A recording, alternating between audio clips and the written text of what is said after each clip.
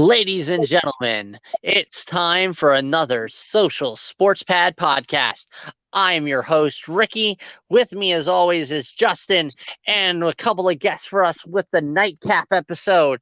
We have Billy, Alex, and Tim. You here, Tim? Yeah, I'm still here. All right. So, thank you guys for coming on to the podcast. For having us. Our nightcap episode.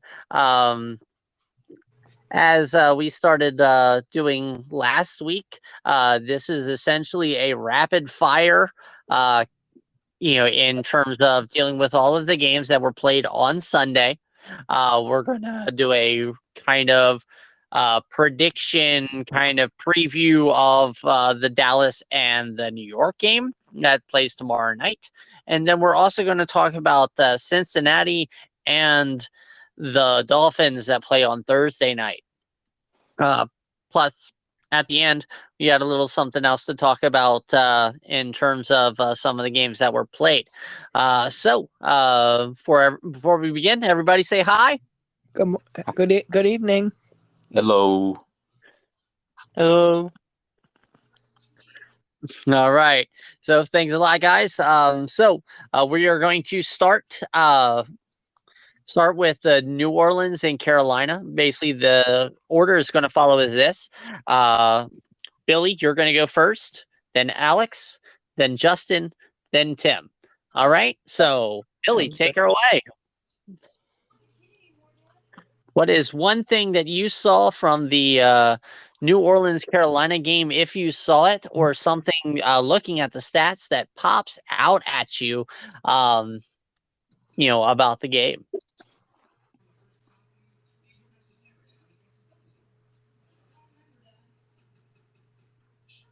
All right, Billy, having a little bit of connection problems. So, Alex, go ahead. What do you see? Well, finally, Carolina won a game. And just as I mentioned last week, losing in close games, eventually you will win in close games. And so they finally did that today. And McCaffrey, another good day at the office. All right, Justin, what pops out at you? That New Orleans isn't what we thought they were.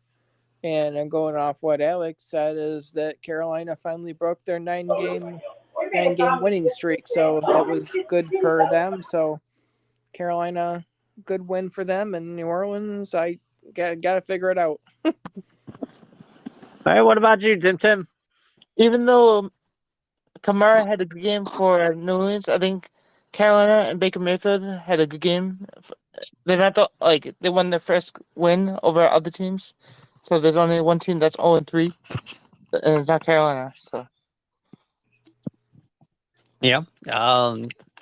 So for me, something that popped out to me is New Orleans. They are just right now coming into slow starts in all their games. Like they were down big against Atlanta in week 1. They couldn't get anything going against Tampa Bay. And then against Carolina, they didn't score any points until the fourth quarter. So basically something's got to, go either, play calling or just something in their, I want to say program, their, schedule or however they, whatever they call it, when they set up a group of plays in the beginning. So Play yeah, calling, yeah. but I mean they gotta figure out their program on that. Next we're gonna go to Chicago. Talk about the Bears overcoming the Houston Texans. Wow, we lost Justin and Billy. So we'll just go with Alex and Tim. Alex, go ahead and tell us something you saw in this game. Well, my Texans lost again.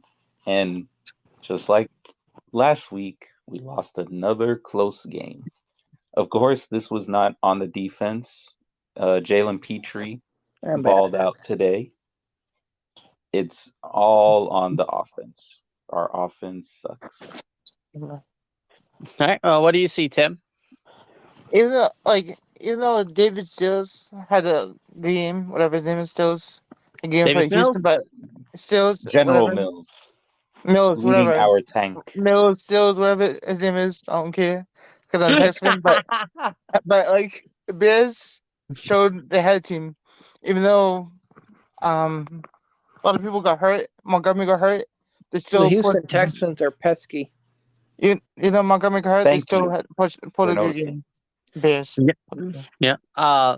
So yeah, speaking of the Montgomery injury, that was heartbreaking. That took There was a lot of injuries today. yeah, there were. Like it is I think the lack of doing anything in the preseason is definitely not helping the health of the players in the beginning of the season. Um No. But yeah, the Montgomery injury was definitely painful for me because I was one of those wonderful their people. backup running back kind of picked up the load, though. It doesn't get me any money in my DraftKings and FanDuel. Like I needed Montgomery to make me some money, but Right, exactly. but no, I mean injuries are definitely unfortunate, and especially seeing how his backup had performed, like just so many what ifs, Right. especially having him not just on my DFS but in my main fantasy team. Was definitely, oh man, heartbreaking. Um, so from there, Yeah, but you can save money when you go Fanatics and spend 60% off on your purchase. I mean, that's apparel, man. Not it's none of my gambling. But yeah, I mean, going on fanatics.com, they do have a sale going on for up to 65% of select items. They have a couple of new collections. They just released a new line of NBA figures for the season, and they have a new NFL apparel collection to browse through. So, going from Chicago, we are going to Indianapolis to talk about one of the big upsets of the day, the Indianapolis Colts toppling the Kansas City Chiefs. What thoughts do you see from that, Alex?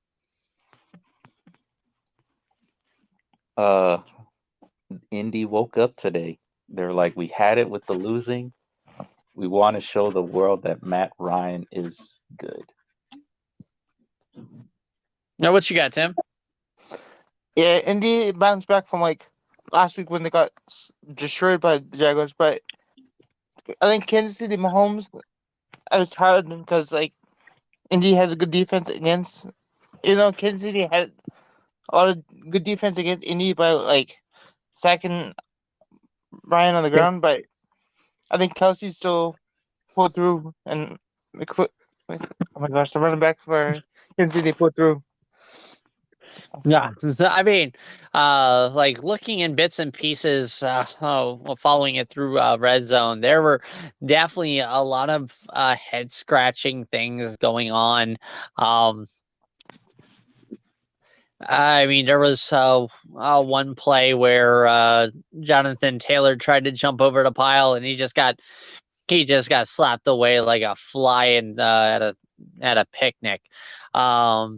But kudos to the Colts doing a rebound against the previously undefeated Kansas City Chiefs. Talking about previously undefeated, going to the next upset special of the day.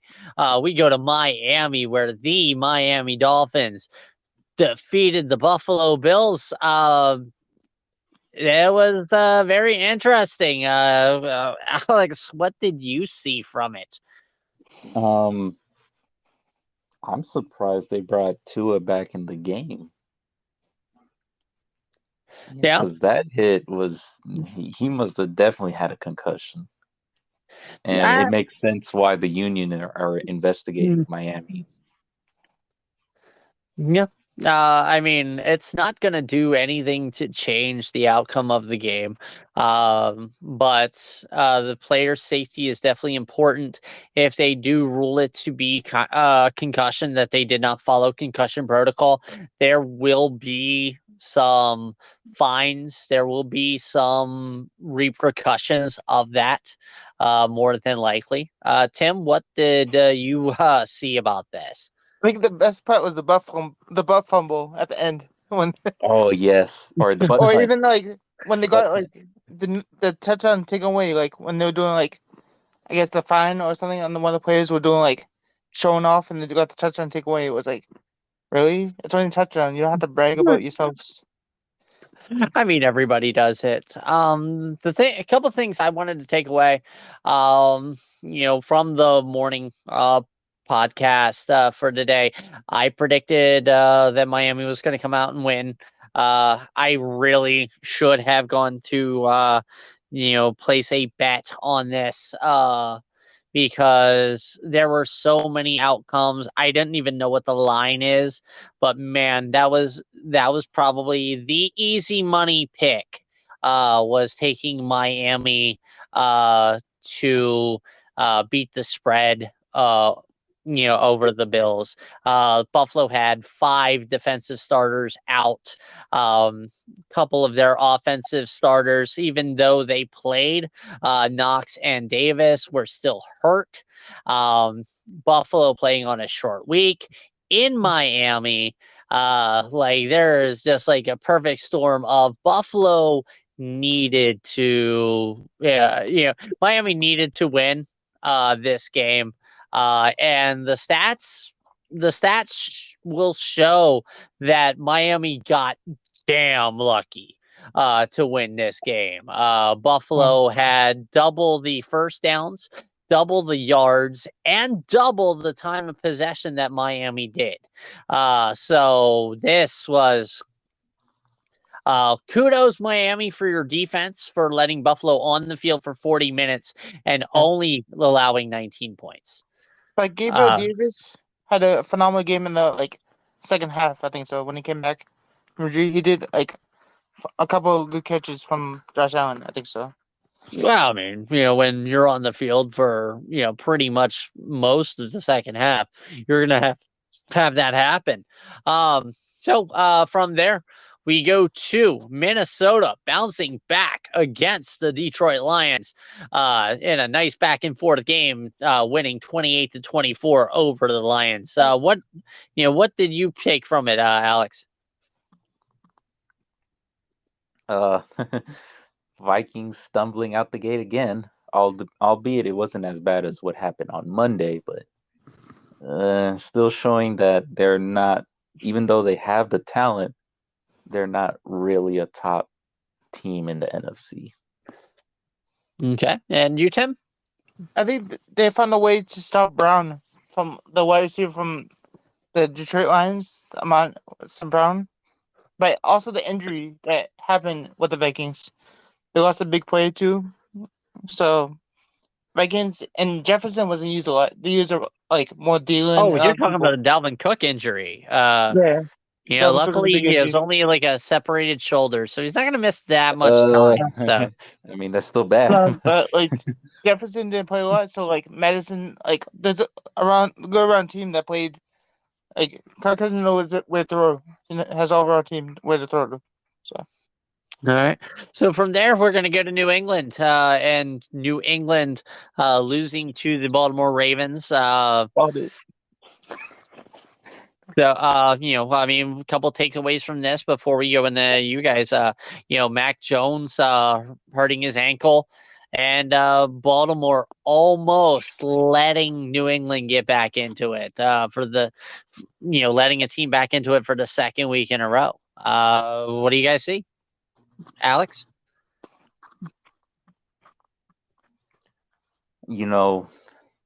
Mark Andrews had a field day today. He has to be like this year is going to be his second year in a row where he's the top receiver for Baltimore.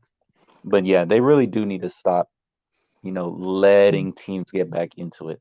They need to keep the foot on the gas all 4 quarters. Oh, Maybe funny thing you mentioned Mark Andrews. I'm going to toot my own horn on this one. I correctly was like, oh, Mark Andrews is going to get 2 touchdowns today. And what does Mark Andrews does? He gets me 2 touchdowns. Holla at your boy. So, Tim, what did you see? I think Lamar Jackson used all the energy from the sponsor that we have to win that game to score 5 touchdowns by himself. But also, if Jason Pierre-Paul, it was a good help for the Ravens defense to pick up. It was a good pickup for free agency to help them stop the Patriots from winning. Hey, yeah, I mean, yeah, JPP is going to be a very good addition to the Ravens. But yeah, Baltimore, for as stout a defense as they are used to having, for teams to be let back in, because New England almost was able to take the lead in the 4th quarter against Baltimore on this one, which kudos to Mac Jones.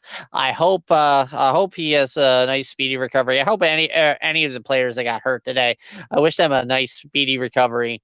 Because these guys are going out there. This is their livelihood. This is how they make money. This is their job. And I mean, as much as we like to talk about how they do and everything like that, we definitely appreciate and love everything that they do. Because without them doing what they do, we don't do what we do. Does Lamar Jackson have a stash of that energy drink that was sponsored in his locker room that we don't know about? No. Lamar Jackson is just elite. He's he is major chef's kiss to everybody who was able to get Lamar Jackson this year on their fantasy team. And speaking of Mark Andrews, with Lamar's progression, being a more well-rounded quarterback and being able to hit the receivers that they actually have, Lamar Jackson being able to do what he can do with the ragtag group that he has, it's going to make Mark Andrews definitely better than he has been in the past couple of years when they were double and triple teaming him, because that was his only option. But yeah, I mean, oh man. But yeah, these games definitely they get long in training and everything like that, just like our normal work week. So Dubby Energy, our affiliate sponsor, they have a wonderful code. There is the website attached to our bio. You click the link, you use the code SSPP10, and you get 10% off of your off of your online order with Dubby Energy. Definitely a whole bunch of different flavors and varieties of product that they have. Definitely good set of stuff they got there. But from New England, we are going to go to a place that needed a lot of energy. Speaking of Dubby Energy, we are going to New York to talk about the Jets, who suck. As they fell to the Cincinnati Bengals, 27-12. I really want to just go through this, kind of skip ahead, because there's probably nothing really to be said other than Joe Burrow having a nice little rebound day against the Jets. False. What No, because you got? I think Flacco did a decent job passing to his wide receivers, Byron Scott and them. I think Flacco improved me a lot this game. Even though they lose bad, other teams that lost bad, like the Raiders and stuff that have 0-3, but I think Flacco and Byron Scott, I think stepped up the game a little bit. Hey, I mean, you say what you say. Losing by 15 at home. We're gonna talk. We're gonna talk about other teams that drop big at home. But we're gonna go to somebody who actually won at home. especially since you talked about the Raiders losing again to the Tennessee Titans today in Tennessee to fall to being our only 0-3 team. What were you guys' thoughts on it? Alex, you got anything? Man, well, I mean, I guess their coach Right? has to be on the hot seat because not even my team, the Texans, are 0-3. We're 0-2-1.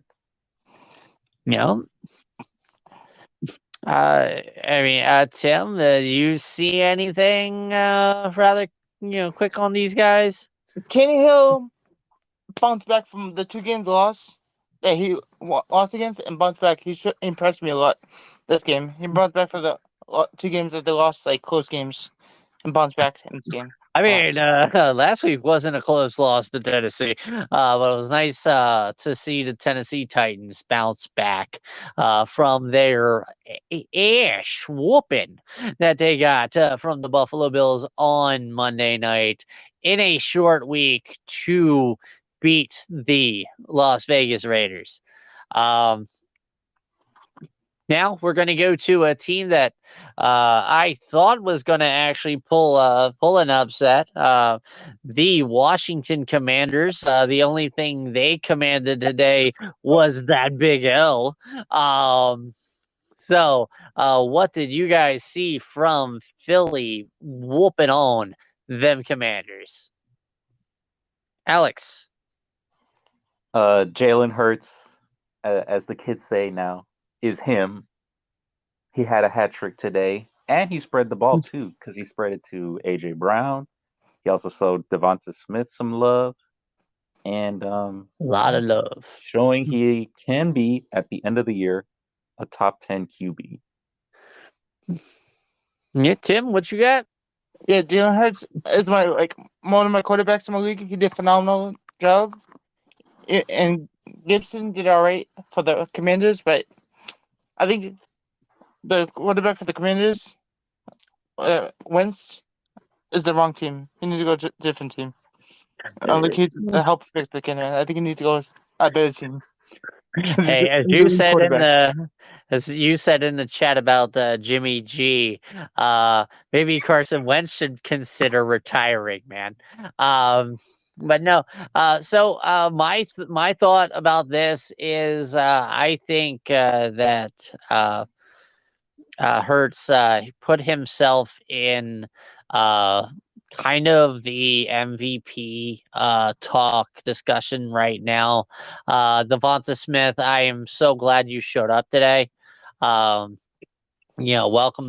back welcome to the 2022 season, sir. And basically all in all, like I like how Philly is looking right now, being 3-0, especially in that kind of NFC East division.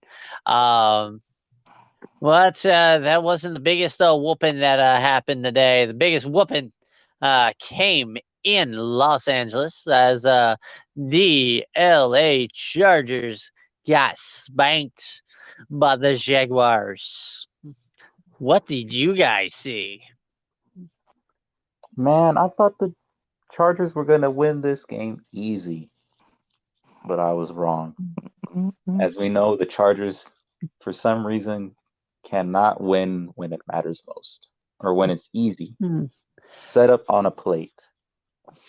I don't know about all that saying it's easy. Yeah, go ahead, Tim. The Jaguars shocked the Chargers because Chargers were missing a lot of offense players like Keenan Allen. Pun intended.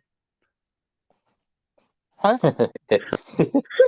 It was pun intended. Shocking the Chargers. No, because Keenan Allen was out, so they missed a lot of offense plays. But Jaguars always know how to play games. Jaguars, Allen Robinson, one the young rookie quarterback. James Robinson. James Robinson, whatever. There you go.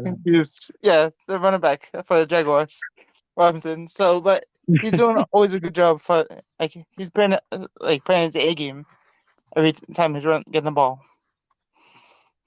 Understandable. Like my seeing on this, I mean, definitely the injury to Justin Herbert is definitely taking his toll on that offense. He made a couple of mistakes early on that probably he wouldn't have made if he was 100%. The Chargers defense got a little bit hurt losing Bosa early on in that game. And anybody who kind of said that the Jaguars in this game was, like super easy. I mean, the Jaguars just before this game against the Colts shut them out. So like this Jaguars team is going to be very feisty, going down the stretch, hopefully, because, you never want them to be paper tigers. All right. And going from LA, we go a little bit south. We're going to Arizona. We're going to talk about the LA Rams. Beating the Arizona Cardinals 22-12. What did you guys see in that game, Alex? Well, I guess the Cardinals couldn't pull any magic like last week, but just another bad game for them. Not necessarily due to the players, but just due to coaching. All right, Tim. I am shocked Matthew Stafford didn't get a touchdown.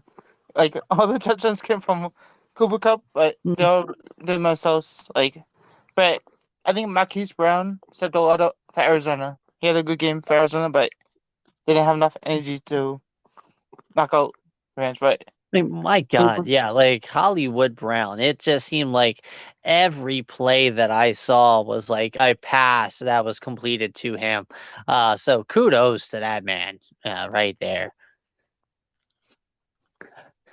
So go to a couple of the weird games, that had, some weird instances happening. We go to Seattle, where they actually had a delay because of a drone being flown around in the airspace of the stadium without consent of the NFL. So they actually had to stop the game for that. That was kind of weird. But Atlanta was able to pull off the victory over Seattle. What thoughts do you guys have, Alex? Let's see. Cordero Patterson had a good day. Last week they split carries with him and Tyler Allgeier, but today they were said, "Here, get us a win," and they did get a win. So that was good. And you, Tim? even though Seattle lost, I think DK Metcalf had a phenomenal game. Always has a phenomenal game. And Noah Fant, except of his game as tight end, he had a awesome 50-yard catch from Geno Smith. But I don't think Geno Smith is a great quarterback for the team either. Yeah, he's making a lot of mistakes. I think they should give the backup Drew Lock a chance to step up his QB. Yeah, I mean, I have a feeling that in a couple weeks they are going to call for Geno Smith's head. I mean, he did, nice stat wise, but the stats are all well and good, but we want W's instead of dishing us up the big L's. DK Metcalf, as you said, had a decent game. The way Geno Smith plays with it, it's DK or nothing. It's like DK Metcalf picked him up, slammed him against the locker, and was like, "You will give me the ball as much as I want the ball." Right. Yeah, that's kind of like the feeling I get. But then again, seriously, with the way DK looks, would you mess with him? A couple of my friends we were talking about that today, and definitely I wouldn't mess with DK as well. But I think the ball is split between Lockett. Lockett always has a good game for the catches from Geno Smith, so they always have like a balanced game between DK and Lockett in the game. I mean, Lockett's a phenomenal receiver. Just if you could get a good, good quarterback in there to actually throw them the ball, like, so we go to Green Bay and Tampa. Apparently, this game was delayed in the beginning because of a beehive. That was on one of the goalposts, so they had to get that taken care of before the game. At Green Bay came and beat the receiver depleted Buccaneers in Tampa Bay. What did you guys see, Alex? Let's see. This was possibly the last meeting between Tom Brady and Aaron Rodgers, and Aaron Rodgers won out. So Yeah, we're Tim. gonna miss these battles. I mean, yeah. Even though Buccaneers they have Evans for the game, I think Fournette played a game. His running game, he always has a good running game. And they utilize Gage a lot, so he has a lot to gauge Brady, his tight end. So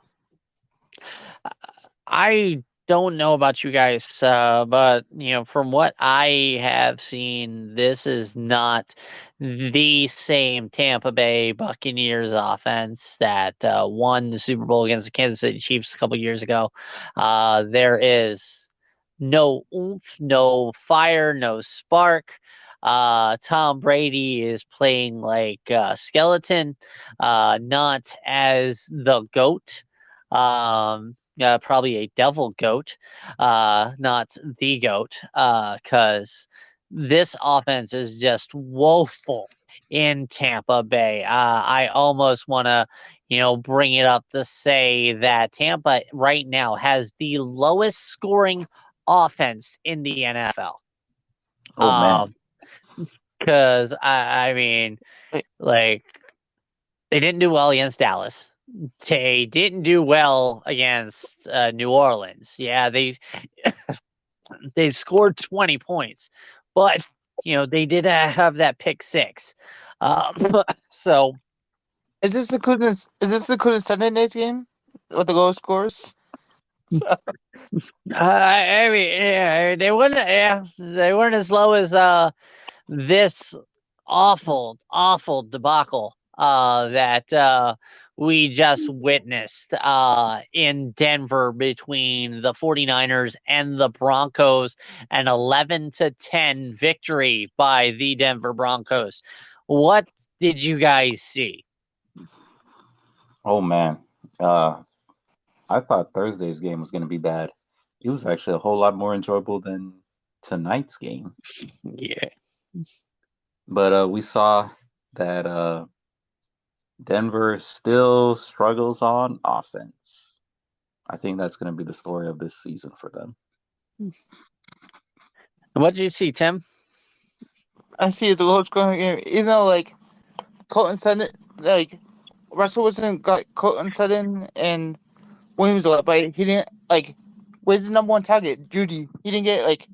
Judy's like his number one target. Where's Judy at?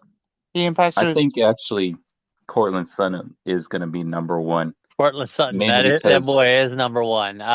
Judy is definitely the number similar two. To DK. Mm-hmm. But like I think Melvin Gordon had a good game too. Running back. Melvin Gordon did great. I like both of the running backs in Denver. But there's definitely problems on both teams right now. Like I absolutely wish they could have flexed the Buffalo Miami game to this time slot. It would have been great. But things that I've definitely been seeing, Jimmy G is coming off of his shoulder surgery, and it definitely shows. Yes, And also that especially today. yep. And Russell Wilson, absolutely no flipping excuse for what he is unable to do with the ball. He is sailing his throws way too high from everybody, and that is leading to a lot of completions. I don't know if it's he's not used to the Denver air or anything like that, but come on, Russ, you need to cook. But right now, you are just frying yourself. So that's the Sunday games. Um, I'm gonna basically pull out the three upsets, that happened in my opinion today. And basically I want each of you guys to kind of tell me which of these three you feel is the most shocking upset in the NFL of this week. We have the Colts beating Kansas City. We have Miami beating Buffalo, and we have Jacksonville beating the Chargers. Alex, which one do you think was the shocker? Honestly, for me, the shocker was the Jaguars beating the Cardinals.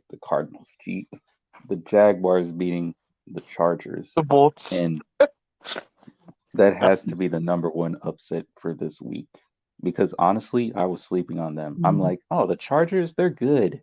I mean, they barely lost last Thursday. They have Justin Herbert, who's shades of Andrew Luck, hopefully minus the injuries. But yeah, that one was the upset for me. All right. Tim, which one did you see was the most shocking? I think it was the Colts versus Kansas City. Like Colts can from behind, got destroyed by Jacksonville, got destroyed, tied with Alex's wonderful team, the Houston Texans, the week one. But Yep. I think Mahomes, didn't play his best game. That's why the Colts won. I think so. I'm going to agree with Tim. I definitely think the shocker of the week was definitely the Chiefs losing to the Colts. The Chargers, I had a feeling they were going to definitely struggle with the injury of Herbert, with the absence of Keenan Allen. I definitely knew that the Chargers offense was going to be at a half charge, not a fully charged offense. Miami beating Buffalo. I mean, Miami is a good team. They are definitely not a slouch team. Good defense, great, offensive weapons. Definitely probably the fastest offense in the NFL.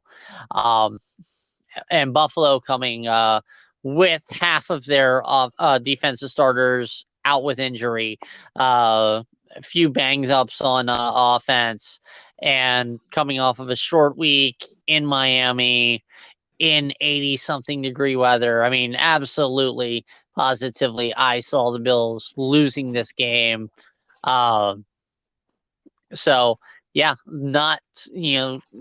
City having no excuse to lose to the Colts, who have not played well at all.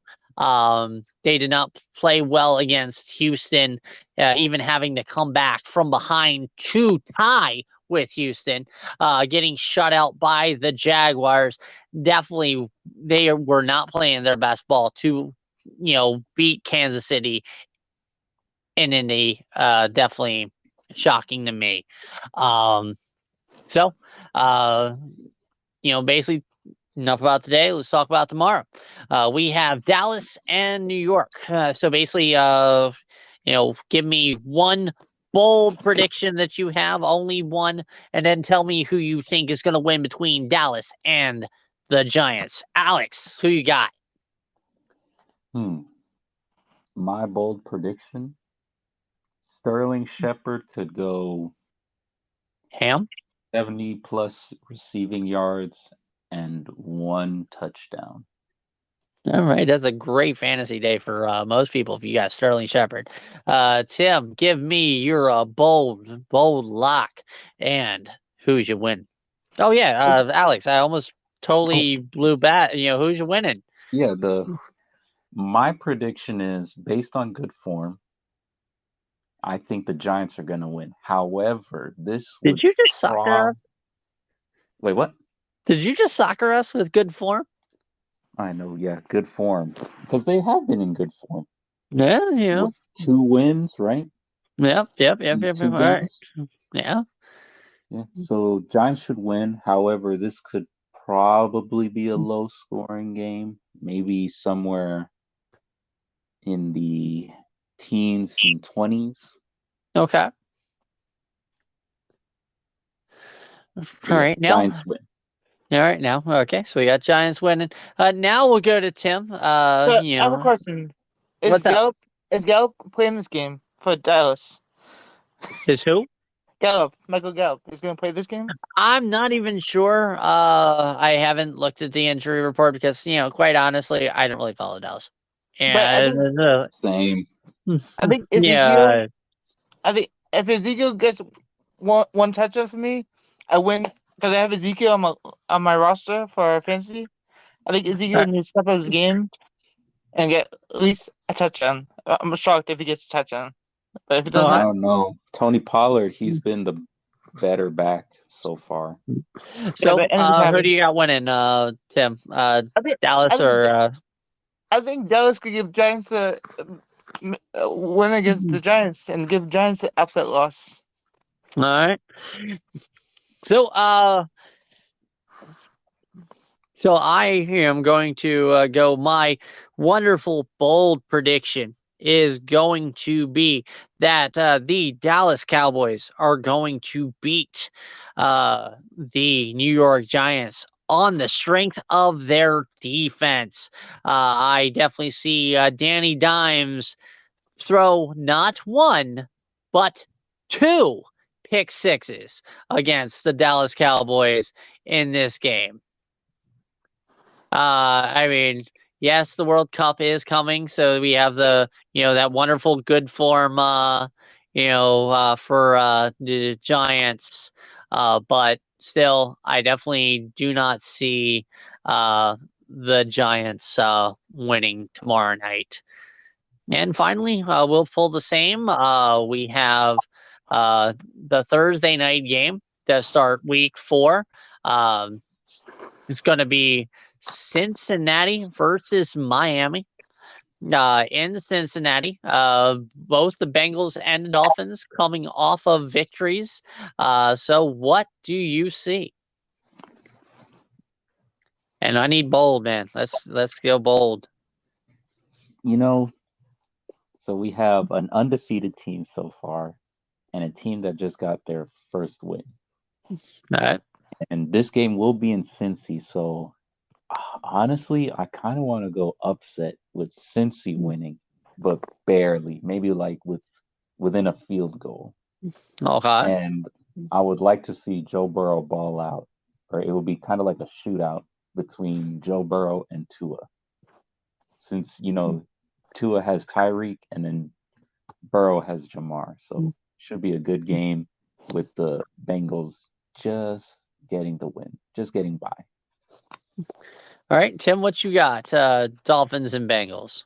Definitely Dolphins because Jalen Waddle maybe score over 100 yards with 2 touchdowns, like he always does. Because Tua is gonna play. Doesn't matter if he has a concussion or a broken arm or whatever he has. He's still gonna play a game against Cincy, and Cincy's gonna lose by like 10 points. All right, so you guys ready? You guys ready for this boldness? Let's go. All right, so yeah, here we go. Now here is my boldness. If Tua is playing Thursday night, he will throw for 6 touchdowns.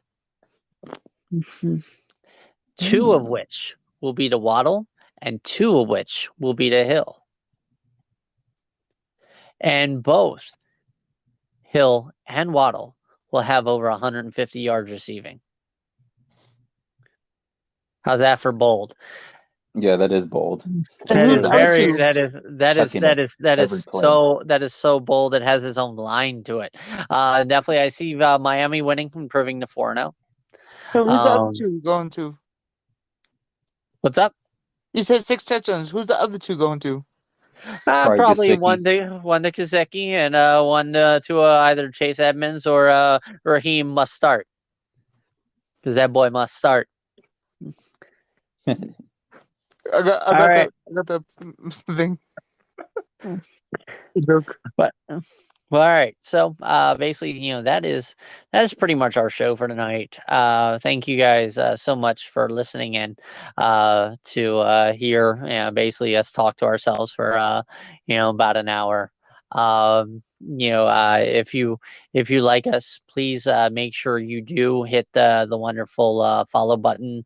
We are available on all of the platforms that you are able to listen to podcasts for. If you'd like us, share us with your friends, and share with us some feedback. We love trying to get better. Thank you, Alex and Tim, for sticking around the entire time and helping me get through this. Definitely cannot do these things alone. And basically, with everybody, I hope you have a good week, and if not, have a good season. Thank you. And subscribe to the YouTube channel. They also have a YouTube channel. Subscribe. Yes. No, we do. We're also working on our own Discord channel to kind of So stay start tuned reporting for all updates. the other sports and everything. All right. Thanks, guys. See ya.